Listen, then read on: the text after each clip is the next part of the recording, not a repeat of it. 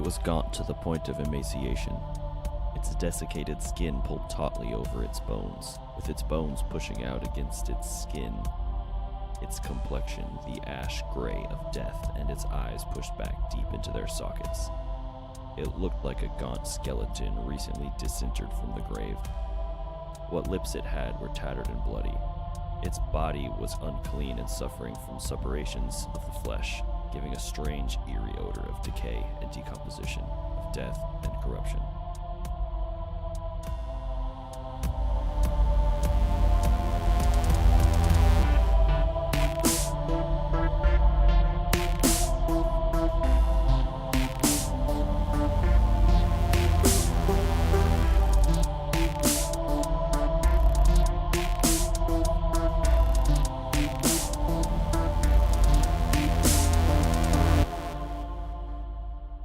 Welcome to Counting Cryptids, episode 1. If you hadn't guessed already, today's episode is going to be about the Wendigo.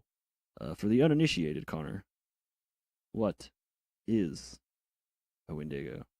A Wendigo is often referred to as like a semi-spiritual being, taking a more physical form at times to possess humans who have partaken in the act of cannibalism or have a greedy nature. I mean, these beings are pretty scary. They show up in Northern America, in Canada. I think I've seen some in Minnesota. Probably the one that hits closest to home for us Iowans. For us, definitely. I have native to northern forests as the Atlantic coast and Great Plains regions. Yes, so Canada and northern United States, typically. Not too far north here. And yeah, associated with cannibalism and greed are the big ones. They possess humans and make them almost like zombies, trying to feed off human flesh. Yeah. As cannibalism is. That's the definition. Described as unnaturally large and grows an equivalent to the consumption of human flesh that it eats. Growing ever hungrier, can also mimic human voices, curse or possess people to become cannibals. I heard it lures them into, the forest with these human voices, and that's when it attacks. So like using the voice of someone that you know or like that you lost or something, you get one of them, and then from there other people are looking for them, and then you use that person's voice to be like, oh, I'm over here, help me. Mother, is that you? Yeah, exactly. Then you go looking, and then you get got by it too. You gonna get for lack of a less redneck expression. You gonna get gotten. Mm-hmm. All right. So, do you have anything on how you would create a Wendigo? I don't know if now is the time to talk about that, but this is a good time. How to be Wendigoed. Or should we talk about appearance first? Let's say how you can get made into a Wendigo, and then we'll go over what you might look like as a Wendigo. Okay. I have 4 ways that could happen. The first one would be a bite, to get bitten by the aforementioned Wendigo. The second one would be cannibalism. So if a human eats another human, that person becomes a Wendigo, developing, quote, unnatural and insatiable cravings for human flesh from then on. Very much zombie-like. Also, a fun side note, maybe not really a side note. It's topical, so I don't know if that's a side note because I am uneducated, but just long a note, pig I think, is what you would refer to human flesh in regards to as food. Long pig. Long pig. I used it in college, so that tells you. I had some English class I had to take, and there was like weekly word things or whatever. We had to do something where you're like, oh, I heard this word, and then you write down what it means. It's like, I don't hear words I don't know ever, so I just looking shit up in the dictionary, and I just saw that one, so I did it, and then I had to tell everybody about it because she thought it was funny or she thought it was cool or something. So she thought it was funny. Now I have to be the freak in class talking about human flesh to eat. I fucking hate that shit. In all my English classes, I always got volunteered to read my shitty poem or something in front of the fucking class or have the teacher fucking read it. And I'm just like, dude, please don't. Yeah. Please don't pick me to do this. Number 3 on the list of 4 ways to become a Wendigo is curses. So if an evil sorcerer or shaman casts a spell on you, turn you into one. And the 4th, and I thought most interesting one, was dreams. So if you hear a Wendigo calling your name while you're sleeping, Jacob, or on a vision quest, because Vision it's Quest, Native I did American, see all that in right. there. So yeah, or even if you just dream of snow and ice, the body is then susceptible to possession by Wendigo spirit. That's pretty morbid. I feel like Don't you just like dream of fucking snow and ice every winter, every year if you live Yeah. anywhere where there's snow and ice because you're dreading it? yeah, I'm fucked. I've not okay. I've thought about eating human flesh, but not in a serious manner of like I'm gonna Not like find somebody to eat. yeah, exactly. Like, oh, if I had to lose a limb, would I eat it? We've had this This discussion conversation recently, and we will ask that question again at the end of the show and see where we stand. We'll save that for later. All right. So what? Once you become a Wendigo from one of said 4 things, I've heard that it's similar to the Slender Man, similar to Slender Man in appearance. So tall, slender, but usually most of the pictures I saw on the Google image search were like deer skull with the antlers. There was a lot of deer faces, and then a lot of everything's a drawing too. You know, it's all Right. like No pictures, artist obviously. interpretations. I actually have a wide variety of descriptions. So, tale spanning over 500 years, its appearance, like its name, can vary greatly. While some describe the Wendigo spirit as being a gigantic skeleton made of ice, others describe it as having a lanky body made of flexible ice, taller than the treetops. Others still describe it as a walking corpse with long, stringy hair, others as jaundiced skin covered in pale fur and a star on its forehead. Another described as so thin it could only be seen from face on. Another more common description of the Wendigo is a humanoid in appearance, 20 to 30 feet tall, with long arms, no lips, jagged teeth too big for its mouth, an extended tongue, and wicked claws on each hand, said to be naked and skin stretched too tightly over its emaciated frame, with huge glowing red eyes.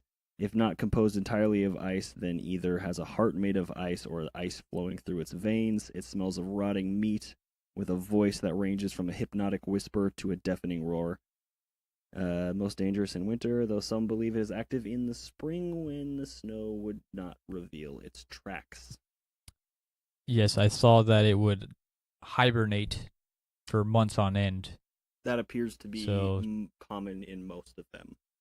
Unlike most wild animals, bears and such, Which hibernation. would hibernate in the winter, it would be the opposite, so it's only awake for a short period of time throughout the year when it's real shitty out. Doesn't make sense to me. You'd think more people were out and about when it was nice. I don't know, it's Canada. It is also similar to something called the Alaskan Windwalker, or the Weichuge, which is not... I said something earlier. Ojibwe. Ojibwe, yes, Ojibwe. I looked that one up and I tried to spell it phonetically, and I can't read that even. Or the Weichuge from the legends of the Athabascan people of the Pacific Northwest. It too is a cannibal, but described as having been enlightened. So it is a positive being. I think it kind of was just like smart is maybe what that meant. If it's a cannibal, that doesn't really seem very positive to me, but is cannibal just described like eats people? Oh yeah, definitely. Only if you're human though. Like if a snake is a cannibal, it would eat other snakes, correct? Yeah. Then you're just an animal. Then I'm confused. If it's not a human, how is it a cannibal? The fact that it was a human. Oh, okay, there we go. Then that's how you become I'm back on board. one. Never mind. We're fine. No questions here. Don't mind me. Let's go through the stories and then we'll get into how we can eliminate one of these fucking things. So in 1878, a Cree man named Swift Runner. Yes. Very Native American name. Swift Runner. I just had this discussion with my coworker the other day about how I wish I was Native American so I could have a sweet fucking name. I think I would be like Tree Stalk. Twig. Man who throws with plastic. Yeah, that's a good one too. Tree stalk? What is the stalk of a tree? Like I don't know. a trunk? Tree trunk. Hung like bull. Hung like tree trunk. Anyway, a swift runner was said to have only been 25 miles away from the Hudson Bay Company's supply post, which is what? Probably a day's walk. 25 miles? 25 miles. I guess you could probably walk there in one You day. can get there in a day for sure. Yeah. He's a swift runner, so yeah, there you go. So he could probably get there in about he's 12 probably hours. also a relatively quick walker. One can only hope. But he was overcome with the need to butcher and eat his entire family. Yeah. Yeah. Why? Were times hard or something? Like he's just like, you look kind of tasty. I don't know. This is part of the Wendigo lore. Okay. That he was overtaken by this need, possibly possessed by a Wendigo. Story goes on to say that the winter of 1878 was extra brutal, and that his son allegedly died due to harsh conditions. And so whether Swift Runner and his entire family consumed the boy after his death is unclear. Maybe Swift Runner solely ate his son. Solely, like alone, or slowly, like in the amount of time? Solely, by himself. Solo. Word. Solo cannibalism. Oh. They found mutilated remains of his wife and 5 remaining children. Ooh. Yes, and he confessed to killing and eating them, but blamed his actions on the Wendigo. He was eventually put to death by authorities at the Fort Saskatchewan Place jail. It's one dark story. Yeah, why the fuck would you just Wendigo. Eat all of your family? Like, what possesses you to just do that? Apparently a Wendigo. A Wendigo, but possesses you to do that. If you haven't picked up on this already, 90% of this is Native American folklore. Yes. I think we mentioned it at the top. If we didn't, you figured that out. But Native Americans in Pacific Northwest. Yes. Not Pacific Northwest. Atlantic coast and Great Lakes region. Near the Great Lakes, in and around that area. Do you have another story? Sure. We'll talk about another native. I'm going to call him Jack Fiddler because that's the name I have down for him. That's definitely not his real name. Fiddlesticks. I'm going to take a quick try to read this, and then I will spell it to you, so you will see why I'm having such a hard time spelling it. Zawinu Gizabgadbo. Nailed it, dude. ZHAUWUNO GEEZHIGO GAUBOW. So, if you have a phonetic spelling of that or can actually pronounce it, why don't you go ahead and just call in to the 555 non-existent number and just let me know how the fuck you don't care that I say that. Anyway, Jack, a OG Korean shaman and leader of the Sucker people at Sandy Lake in the northwest region of modern-day Ontario. He had 5 wives over the years. Balla. I'm not going to try and all at the same time either. I said over the years. I don't know if that was like he acquired one and then the second and then the third and lost the first and then got the fourth. Don't know how that works. He probably killed them in possession, like just. Pew, pew, pew, pew. So you're foreshadowing. I don't think so, but maybe. He had 8 sons and 5 daughters, so this motherfucker had 13 children. The first place I saw it, it said he had 6, but this one said that it's 8 of one and 5 of another. So I was like, I'm gonna believe you. You're slightly more specific. I mean, 1907. Those were the times. Stories of his shamanistic powers have become ingrained in the history of his people. Many legends are told of him curing illnesses, and more importantly, his ability to confront and defeat the deadly Wendigo. Jack was said to have killed 14 Wendigos. Oh, Wendigos is not the proper tense. We talked about this before. Wendigo cons. You heard it here first, folks. 14 of them in his lifetime. In 1907, he was arrested at the ripe old age of 87 for killing a woman who was about to become a Wendigo and kill the entire tribe. September of that year, he escaped from captivity and hung himself. Oh. Okay, Mr. Jack Fiddler, I think you're fucked up. I'm confused about most of that one because he's known for being able to do that, and everybody knows about. Which he got away with it for 14 fucking people. Who knows how long it took him to kill all those people? Well, that's the thing is like, does he sincerely believe that he's helping? Like, and are all of those instances the same? It's just like, oh, they're about to become someone, or is some of them like this person was obviously like killing and eating people? Like his group was like 120 to 140 people. He killed 14 people at least. Of 120. Yeah. I mean, he hung himself, so I would assume he knew that it was wrong. Well, also, I mean, okay, you're a 90-year-old man. You're probably crazy anyway. You're arrested. You're going to spend the rest of your life for however How did a long. 90-year-old man escape jail? He wasn't. I don't think he was running. I think everything was just like gravy, and then he killed someone who was like about to become a Wendigo and was not yet one.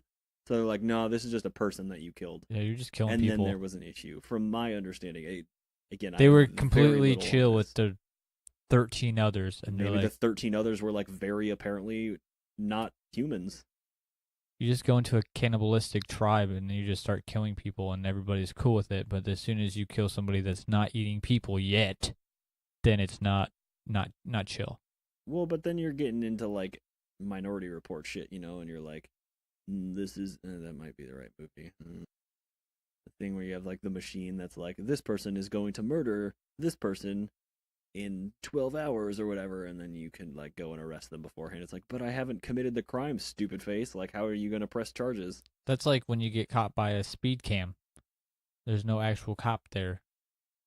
I mean, that's those not the same, too. But even just like a bullshit. cop in an actual speed trap. It's like you're being a you're dick. camping. You're sitting here waiting for somebody to come through, and you're like, if this was Call of Duty, I would come back with an SMG and fucking shoot you in the back of the head, and then teabag your fucking head while you're dead, so you can watch it in the fucking kill cam. You asshole. Because you prefaced it with Call of Duty might be the only way that you can get away with saying that, but I completely agree because I do the same thing. If somebody pisses me off, I'm like, oh, I don't care about my KD anymore. I'm just going to follow you around the entire game.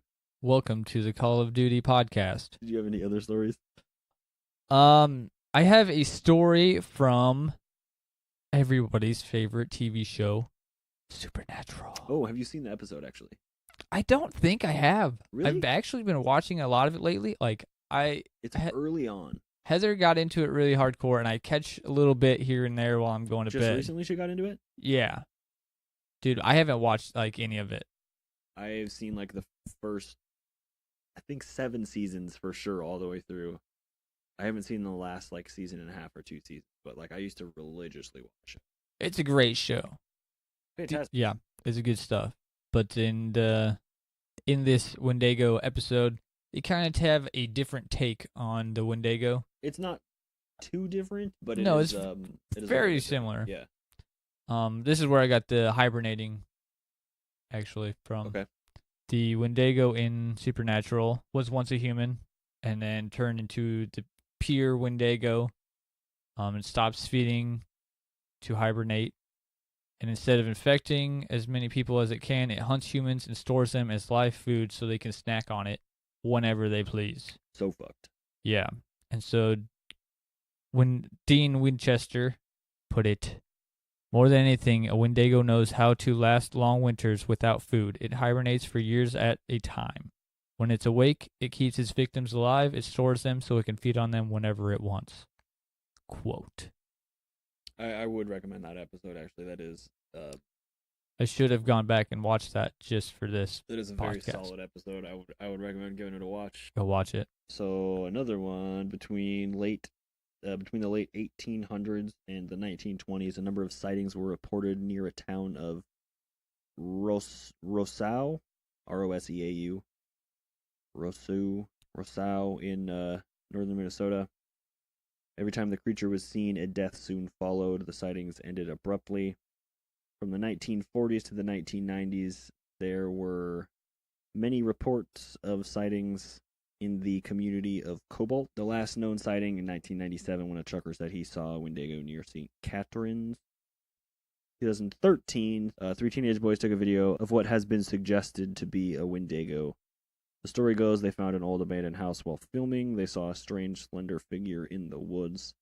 You can pull up a picture of that if you want. I'm going to try and find the video and put it on social media. I'm sure it's fake, but it kind of just looks more like Slender Man-esque than anything like you talked about at the opening, but you couldn't remember the name. There's still allegedly Wendigo sightings. They're still allegedly reported today, typically in northern Ontario near the cave of the Wendigo, so that seems like somewhere we need to go. I looked at it on a map, and it's pretty much straight north. Okay, like I'm in. 4 or 5 hours north, and we're there. Go check out some Wendigo caves. It might be like 5 or 6 hours. That's not really too bad, though. And now that I'm saying that, it's probably 8. So yeah, it's probably like 15 hours. It's probably up in the fucking Arctic Circle. No. We can never get there. Like, when I looked on the map, I could see it, and I could still see like Minneapolis in Minnesota as well. 6 miles on snow dogs. Taking sled dogs to a mountain. Yep. There's a big carving on the side of the mountain. Well, or the mountain? Cave. There's a big. That'd be cool. The sightings are commonly reported by trappers, traders, trackers, hunters. But all of these like alleged reports that are still coming in today, I didn't find a goddamn one.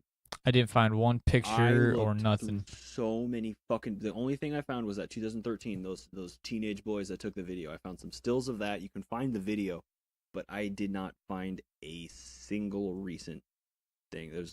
Somebody saw one in '97. And there's no realistic pictures. Nothing. Man. I'm confused. If you have any Wendigo stories, let us know. I think there's one on Creepypasta or something that I almost pulled up, and I was like, I don't really want to read this. It's probably made up. I looked into it, and I was like, I was on the fence the whole time, and it was the one about like, some slumber party or some shit. Ooh, sexy. They start eating each other. Young teenage boys. Not sexy. Yeah. That got awkward real quick. Yeah. I want to say it was like some slumber party thing, and then like one of them was making fun of it the whole time, and then like woke up possessed. I'm fucking hungry for some humans. No, he was just like being weird and something, and then all of a sudden he figured out what was going on, so he broke out of the window, and I was like, nope, you're full of shit. Stop and reading here. You jumped out of a window? No, I don't believe you. You fucking 12-year-old trying to impress some girl writing this long story on Creepypasta. Yeah. It annoyed me, actually. Guys don't have slumber parties. They have sleepovers. Slumber parties are for girls. Sexist. That is slightly. In this day and age, yes. So in 1910, a writer named Algernon Blackwood wrote a novella, which I can only imagine is a small novel. Yes, 100%. And he called it The Wendigo. Yes. So it's pretty much about the wild north of Ontario, Canada, which is pretty spot on with the rest of these. And a lot of people think that the Wendigo was just made up by him. But I find it completely opposite, that he's writing these stories based on stories he heard from Native Americans in the area about the Wendigo. 100%. Wrote this book. Yeah. Pretty much follows most of the lore from what I could find. I did not read this book because I'm not good at that. As far as the lore goes, I found that it was primarily found in Algonquin folklore. Right. If that means anything to anyone? I believe Algonquins are a tribe of Indians. I would say that's fair. Mm-hmm. Actually, I have a description from the Algonquin legend of the creature. This is Do tell. A quote. It was a giant with a heart of ice. Sometimes it is thought to be entirely made of ice. Its body is a skeleton and deformed with missing lips and toes. Frostbite. I think we haven't talked about their abilities yet. So it's got some supernatural powers, and it makes this beast nearly impossible to escape from. Unnaturally large, like we've said before. Fast, strong. He has heightened senses and endurance that make him an extremely terrifying hunter. We said earlier he can mimic voices and stalk prey and make it pretty much one of the most horrifying beings to roam the earth. Again, like we said, its favorite pastime is luring people away from safety into the dark wilderness of the world. Dark wilderness of the wild. I like how you described that. its favorite pastime. Yeah, It's got nothing better to do. sitting in the woods, just twiddling its thumbs, just Oh, waiting. here comes and all the of a man. sudden, yeah, exactly. Hey, over here, Mr. Hunter. Also, it gains the ability to manipulate creatures of the forest. I had read, and it can possess a squirrel. Yes, an army of squirrels, if it pleases. Kill you by throwing acorns at you. Yeah, or I don't know. I feel like it just command all these squirrels to hold you down while it ate your heart out. Why would it have to command the squirrels? Because fucking squirrels. Why Just not? To add insult to injury. Yeah, exactly. You're a giant pussy. You couldn't kick 10 squirrels out of the way. You can get held down by 10 squirrels. I mean, I probably could. How much does a squirrel weigh? Like 2 pounds max. I was gonna say like 13 squirrel. ounces. Less than a pound. I had seen it described as such a good hunter that it was impossible to escape. Yeah, unless you're what's his nuts? Jack Ripper. Jack Fiddle. the Ripper. Fiddlesticks. Jack Fiddler. Jack Fiddler could ward him off with ease. You just killed it. Yeah, before they even turned. You go fuck yourself. How do you kill a Wendigo? I found that it can only be killed with iron, steel, or silver. The most gruesome method of disposal is by shattering the creature's ice heart with a silver stake and then dismembering the body with a silver axe. So before we go to see the caves, we have to get a silver fucking stake and axe. Okay. I want mine with diamonds encrusted on the side. If you're paying for that, that's fine. Go for it. I feel like a silver fucking stake and axe would cost me a pretty penny to begin Well, it's with. not like I might the as well go the entire extra axe mile. Needs to be silver. Silver tipped. Yeah. That's fair. And plus, like you're killing. I'm just gonna put a ring on the end. You have to get the heart out of it, or you have to And I'm just shatter gonna- the heart with a see, I'm silver going stake, through and the then you chest. just cut the body up with the axe. yeah. Then I'm gonna pee on it and teabag it.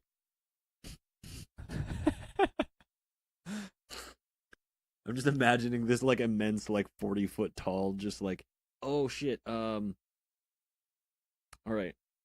Hercules, the Yeah. animated movie. Yep. One of the Titans was like a giant ice dude. Okay, yeah. I'm picturing that. As the Wendigo? Yes. I mean, it's Disney animation. I mean, Here, where's that description? Having a lanky body made of flexible ice, taller than the treetops. flexible ice. I think that's called water. That would be liquid ice. Yeah, flexible. I would not describe water as ice. I've never seen ice flex. That's why it says flexible ice. It's noted that the ice is able to move. Supernaturally flexible ice. Peculiar. This is what people think the Wendigo sounds like.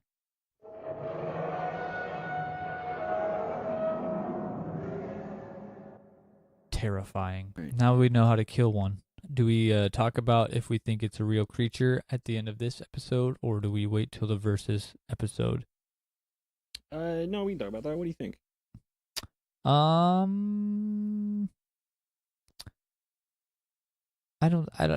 I'm not buying it. If it was, I don't think it's around anymore. Yeah, maybe it's a creature that eats people. It could have just been one of those wild men that just eats people. Sasquatch. Well, I was just A thinking like rogue. a rogue human, just just a run feral man. around. Yeah. Hmm. I think some But, of the see, supernatural abilities are a little far fetched. The ice is a really common thing as well. Like it's entirely made of ice, or it's parts made of ice, or ice flows through its veins or something. So that to me seems like it's more of a metaphor for just like being cold. Yeah, or cold-blooded, or whatever. yeah. And you're eating people. I see where as a metaphor this is coming into play, but It's a good story to tell if you don't want people to get, want people to eat other people. I mean, yeah, that's fair. I don't want people eating other people. So. And I could see how it got passed from tribe to tribe.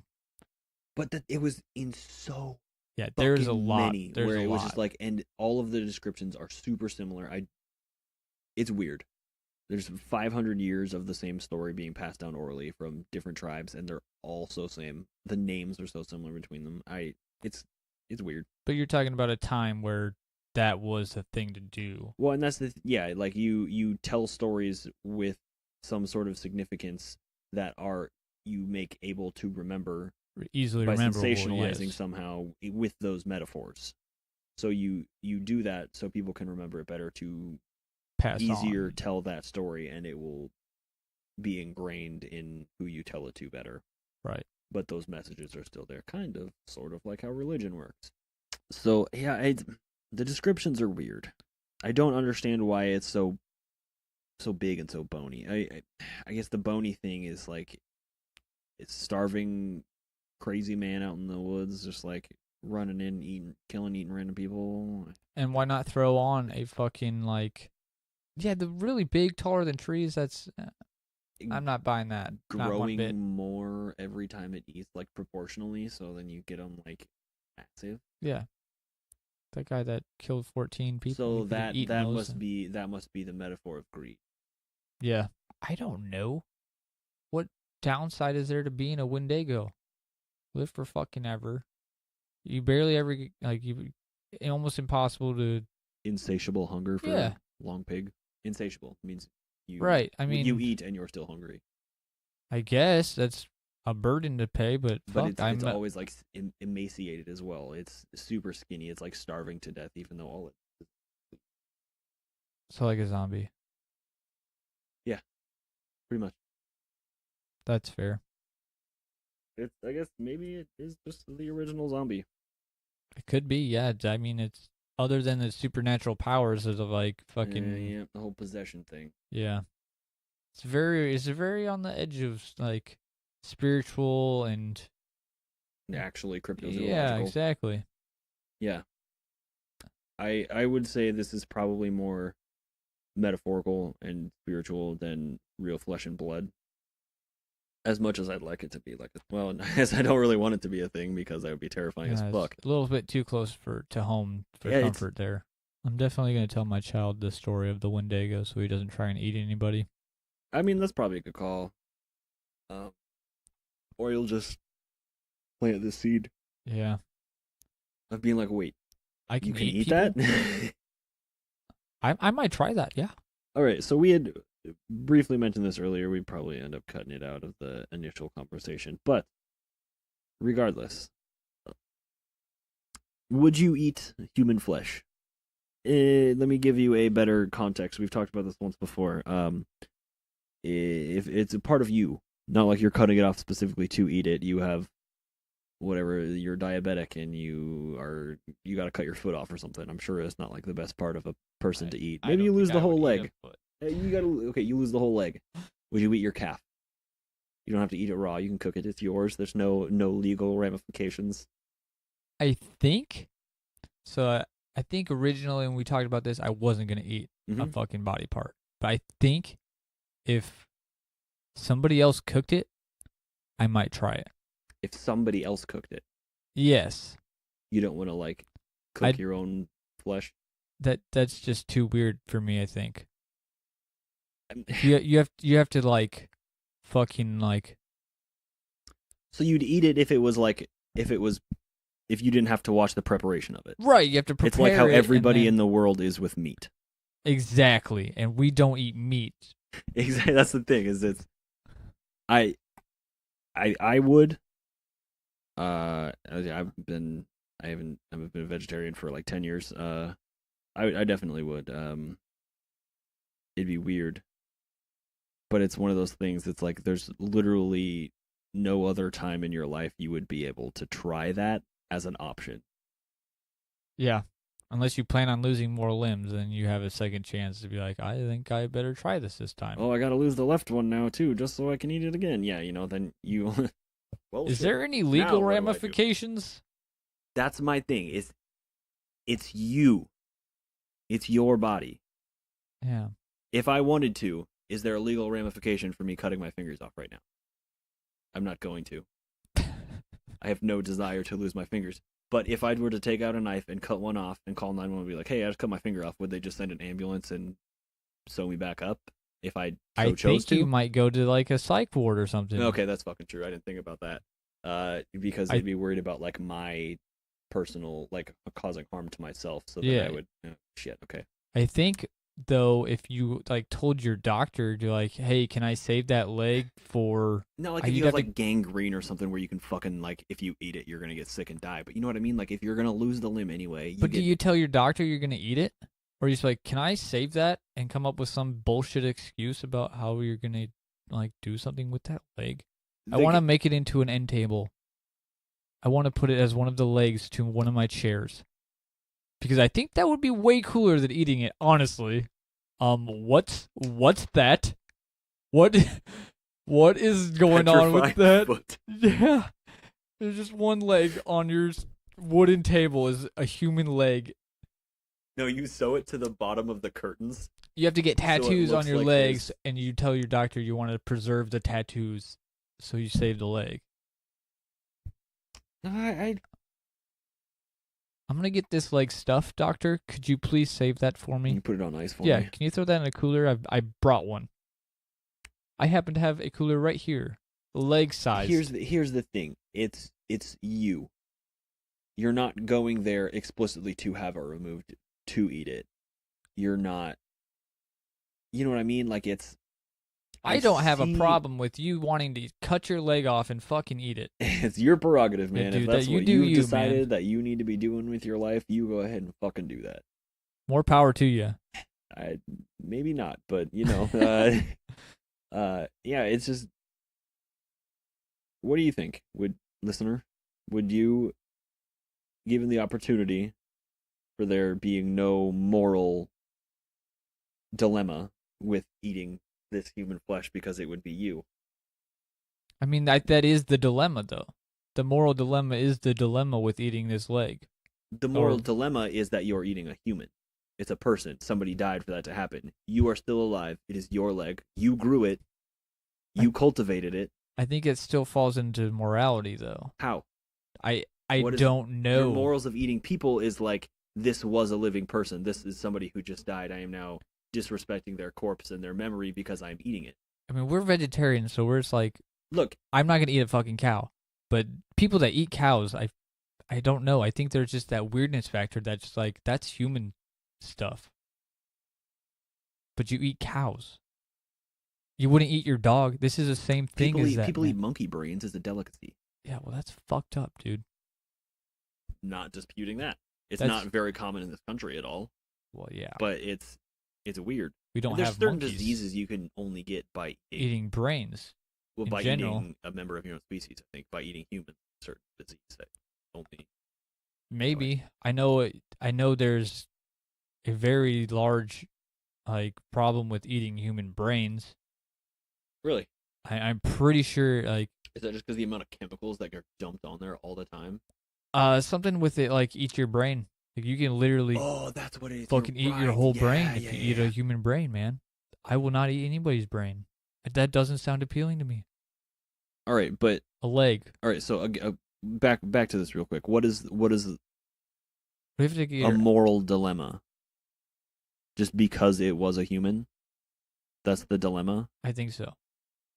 But it's you. Right. I'm on the same page as you. I'm just saying that you can eat your fingernails. That's I do weird. That, and that is weird. It actually, chew your fingernails. Is weird. After I asked you, you were like, nope, and I was pushing you a little bit harder, and I think I got you to cave when I asked you. I was all on board immediately, but I texted a few other people too, and I texted Morgan, and she was with a group of people, and they were all talking about it, and they kept asking a couple of questions, so I kept going, and I was like, yep, they all agreed, yes, that they would. I mean, it's super weird. Let's take it to a different level. Would you eat human flesh that was made in a lab? Oh. When we talked about this, I think I pulled up a website that was going to use human... It was celebrities. Yes, DNA. That's where that fucking came from. Celebrity DNA to turn... It was going to be put together with other meat, I believe pork, to create human, create a meat with DNA from a celebrity, which the celebrity part doesn't matter. But like, if you're like, here is a piece of my hair, turn this into meat, would you eat it? Yeah, you would eat it. Yeah, I have no moral problem with that at all. Again, if it's me, I didn't die in the process of doing that. I'm making the decision to do that with that part of me. I have my own consent to do it. You know what I mean? Right. That is less of a problem for me than eating my own leg. Growing a Connor patty. Yeah, I mean it's fucked up in its own different world, but it's a weird one. I'd like to know what you think as well, listener. Maybe we're gonna put a poll up on Facebook and Twitter when this episode comes up, and we're gonna do it. We'll figure out some way to see if anybody else wants to chip in. But I think I want to know because I can't be alone in this. I mean, I guess I know I'm not because I talked to some of my friends. They think the same thing. I can convince you of it with a small bit of argument. It's weird. I'm not saying it's not weird. I'm not saying it wouldn't be like a strange experience, but like a once in a lifetime opportunity. It's like you're gonna lose a limb for whatever reason anyway. It's a silver lining to that. It's like, well, at least I get a fucking meal out of it. I don't get a lot of animal protein in my diet anyway, other than eggs. So fucking yeah. Do you make it last, or are you trying to eat all in one? It depends on what limit is. You know what I mean? Like how much meat do you have out of it? Like if I'm losing my whole leg, that shit'll last me a while. My leg's pretty big. I feel like I'd be like picking off the bone, and it'd be like fucking barely a meal. And be God, what a rip off. You sucking out the bone marrow. How do you cook your own leg? How would you marinate it? I'd have to do a lot of research before just like cooking it. You know what I mean? You can't just. That's why I'm saying have somebody else do it. You have no prep. I'm okay. I'm gonna call HelloFresh and be like, "Can you send me one of my own legs this month?" This episode is brought to you by not HelloFresh. Fucking Blue Apron or whatever their competitor is. Yeah, it's fucking that one gets me. I would, but what is it? A fillet of calf? Like what? Okay, so we're gonna say from the knee down is where I'm getting my leg cut off. From the knee down? Yeah, I'm gonna say one of my legs, like knee down. So I get like calf where there's a good chunk of because my foot there's not much on there, you know. No, you're not gonna eat a foot. If you need like an actual chunk of meat, you need the core, my ass. You know what I mean? Exactly. Like something like that. It'd be like fucking human bacon, something like that. But that'd be pretty good. We'll say knee down. I'm sure there's a good amount of. Do you think Joe Rogan would eat his own leg? I bet he would. I'd have to pose this question to him, listeners. If anybody has connections to Joe Rogan, need to know the answer to this. It's a little early to thinking about a swap cast with JRE, but what would Rogan do? So knee down, my leg gets removed. Whatever reason, some medical concern. There's nothing physically wrong with my leg that would poison me from eating it. Shark attack. What? Dismembers your thigh beyond repair. Oh, and so then they just have to leg. cut. Okay, but then a shark bit it, and shark teeth are going to be fucking grody, and then you got some shit. It bit your shit. I don't know. I think it'd be all right. Oh, so it bit me up here, and then I'll cut bit below that part. It got your ass thigh. And you can save the rest of the leg. All right. Yeah, okay. That's one instance of how some sort of animal attack, whatever. Did he get away with my leg? Please let him not get away with my leg. You gotta eat the shark. I find myself in a lot of risky situations with the predators in the next couple of months in hopes that I lose a leg. I fell into the zoo. I dove into the polar bear tank. Exhibit. How do you prepare it? You get like a little. You find a butcher. Little calf steak. I think you find a butcher.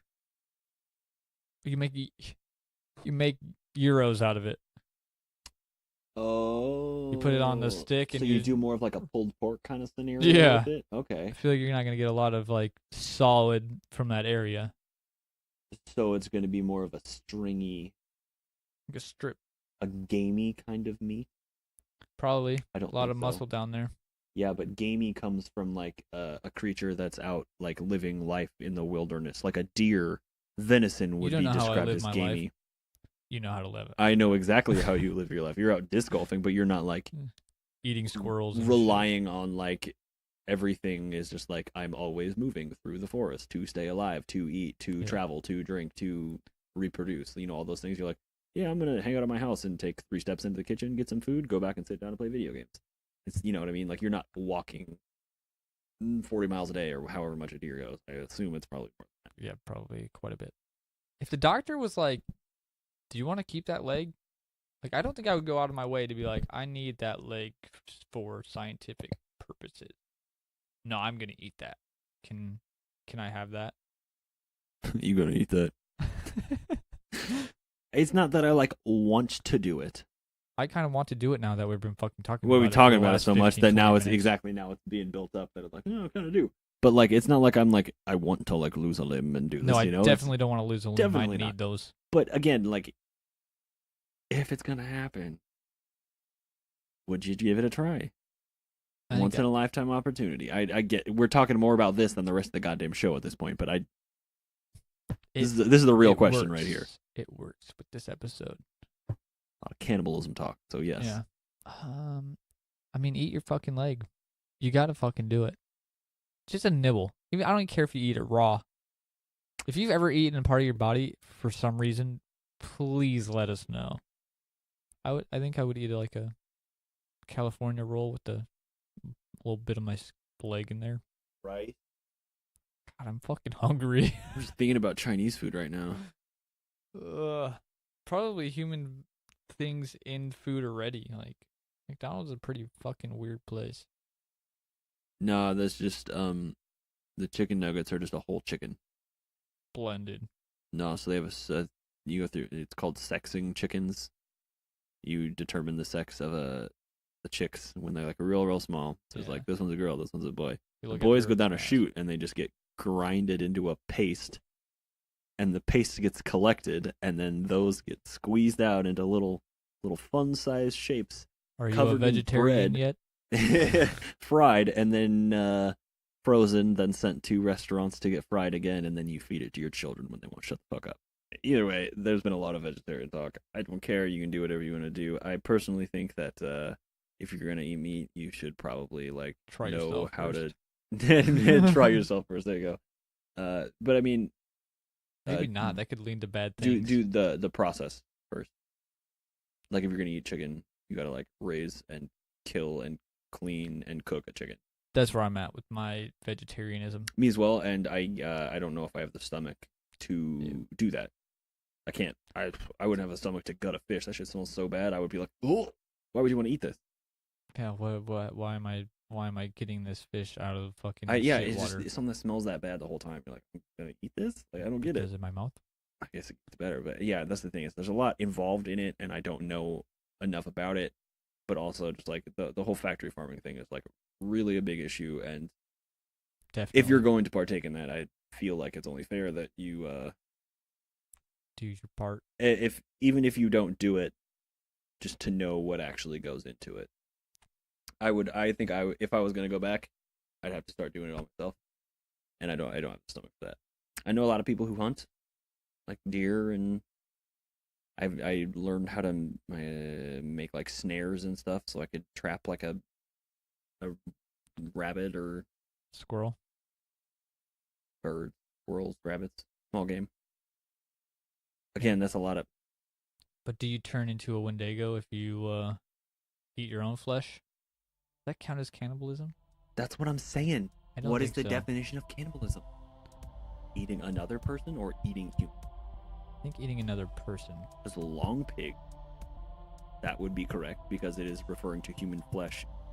But there needs to be a market for this. There's a long history of eating humans in some places. I mean, aside from cannibalistic tribes that eat it for like ritualistic purposes. So, Human cannibalism is the act or practice of humans eating the flesh or internal organs of other human beings. It does not say Others. It specifies other human beings. It does not say your own. Maybe that's not something that the people who defined this thought of, like, why the fuck would you eat yourself? Yeah. But most people haven't thought about eating themselves. I'm not most people.